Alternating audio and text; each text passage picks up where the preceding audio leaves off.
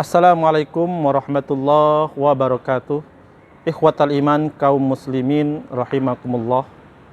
Di bulan ini kita kembali diingatkan beribu makna hikmah yang terkandung dalam perjuangan Nabi Ibrahim alaihissalam. Namun inti dari makna hikmah tersebut terangkum dalam 3 poin besar.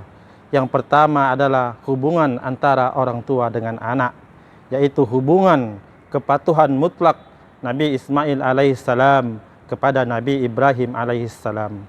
Ini Allah abadikan dalam Al-Quran. Qala ya bunayyah inni ara fil manami anni asbahuk. Wahai anakku, bagaimana menurut pendapatmu?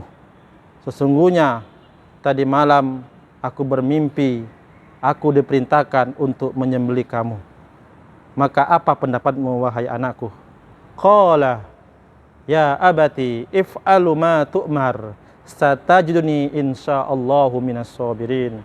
Wahai ayahku, kerjakanlah apa yang diperintahkan oleh Allah Subhanahu wa taala. Niscaya engkau akan mendapatkan aku termasuk golongan orang-orang yang bersabar. Demikianlah jawaban seorang anak yang soleh yang didamba-dambakan oleh Nabi Ibrahim alaihissalam.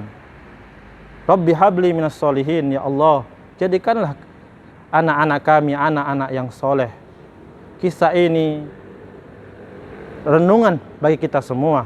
Sudahkah kita mendidik anak kita menjadi anak yang soleh, yang berbakti kepada kedua orang tua? Karena anak itu adalah investasi dunia akhirat. Artinya ketika anak itu soleh, maka bisa menyebabkan kita masuk surga. Dalam sebuah hadis dikatakan, man ala salasa banat, barang siapa yang merawat, memiliki 3 anak perempuan, fa'addabahunna, kemudian dia didik dengan baik, wa zawwajahunna, dia nikahkan, wa ahsana ilaihinna, kemudian dia berbuat baik, falahul jannah, maka dia masuk surga. Kisah ini juga mengingatkan kita akan berbakti kepada kedua orang tua. Karena berapa banyak pun amal ibadah kita, setiap tahunkah kita haji, setiap bulankah kita umroh, kita rajin bersedekah, namun durhaka kepada kedua orang tua kita, maka amal ibadah kita tidak diterima oleh Allah Subhanahu wa taala. Kemudian ikhwatal iman, poin yang kedua adalah keseimbangan antara usaha dan tawakal. Cinta sayang kepada istri dan anak memang, tetapi mematuhi perintah Allah Subhanahu wa taala itu wajib. Maka melelehlah air mata Nabi Ibrahim alaihi salam meninggalkan Siti Hajar dan anaknya di lembah yang tandus yang tidak ada air. Ini juga diabadikan dalam Al-Qur'an, sebagaimana Nabi Ibrahim alaihi salam mengadu kepada Allah Subhanahu wa taala, Rabbana inni askantu min zurriyati biwadin ghairi zi zar'in inda baitikal muharram. Ya Allah, ya Tuhan kami, sesungguhnya aku meninggalkan sebagian istriku di lembah yang tandus, yang tidak ada tanaman, di dekat rumahmu yang dimuliakan oleh Allah. Rabbana liyuqimus shalah, ya Allah, jadikanlah mereka senantiasa mengerjakan salat. Waj'al af'idatan minan nas tahwi ilaihim, dan jadikanlah hati-hati sebagian manusia condong kepada mereka.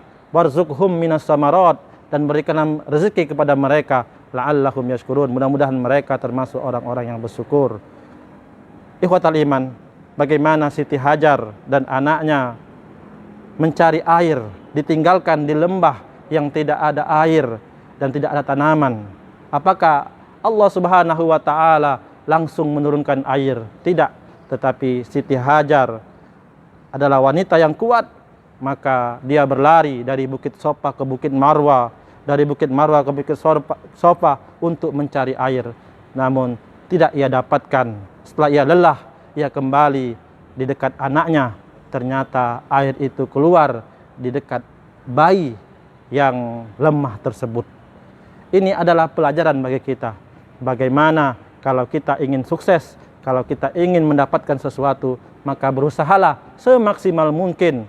Karena apa? Karena Allah Subhanahu wa taala tidak akan menurunkan air, tidak akan merubah nasib seseorang sampai kita sendiri berbuat semaksimal mungkin. Kemudian yang ketiga, poin besar yang ketiga adalah pentingnya berjuang untuk agama Allah Subhanahu wa taala. In tansurullah yansurkum. Apabila kalian menolong agama Allah, maka Allah akan menolong kita. Agama Islam tidak melarang umatnya untuk mencari harta, karena Islam mengajarkan bahwa orang mukmin yang ekonominya yang kuat, imannya yang kuat, fisiknya yang kuat, itu lebih dicintai Allah Subhanahu wa taala. Memang mencari harta itu sulit, tetapi lebih sulit adalah melawan hawa nafsu dan melawan dari bisikan setan yang mencegah kita untuk mengeluarkan harta sehingga kita mati, termasuk golongan orang-orang yang menumpukkan harta, meninggal dalam keadaan su'ul khatimah. Oleh karena itu ikhwatal iman, 3 poin besar tadi mudah-mudahan bisa kita amalkan. Bagaimana perjuangan Nabi Ibrahim alaihissalam. Mohon maaf lahir batin kalau ada kesalahan, itu tanda dari saya sendiri. Wallahu muwaffiq ila aqwamit thoriq. Wassalamualaikum warahmatullahi wabarakatuh.